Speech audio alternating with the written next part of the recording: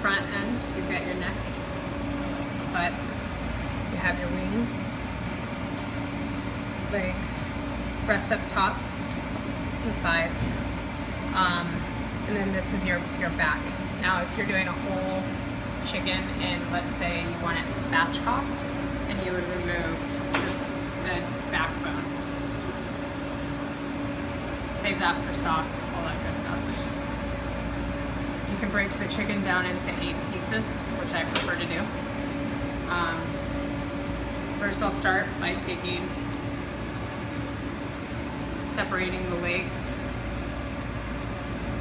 from the breast cavity. And as you can see, when I'm doing this, I'm not cutting into the meat. I'm just separating the meat and the skin. At that point, I'll flip it over. And these are your joints, and I will push them out. And what that does is that pushes them through. Probably one of my favorite parts of the chicken that people often forget about is called the oyster. And in Asian cuisines, they'll serve like chicken oysters. So when we do that, we make sure that we're getting these 2 dimples. And when we butcher, we like to use the tip of our knife. So I'm just cutting that out. And then you just go straight down. And a lot about butchering is feeling your bones and where it's separated. Your joints.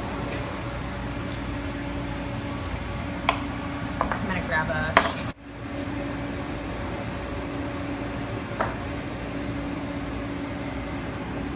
So, this is your whole leg. You've got your thigh, and then you have your drum. Now, let's say you just wanted thighs and drums. So, where they connect, right in here, you can go ahead and cut in between there.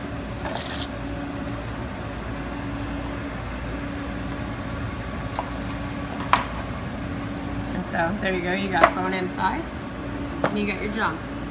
Okay. An easier way to do this is coming down the back here.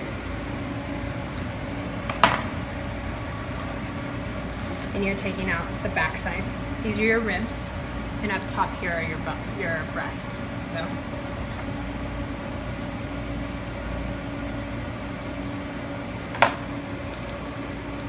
How much money can you save buying a whole chicken as opposed to having it all parted out? I'd say a lot, probably like, I don't know, probably like $20 in my opinion. Okay, so that's your neck, your back. Okay.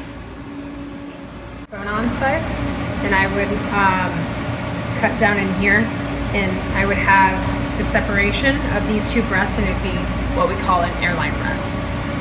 Okay, or where you still have the drum up here, and then you have the whole breast with bone on.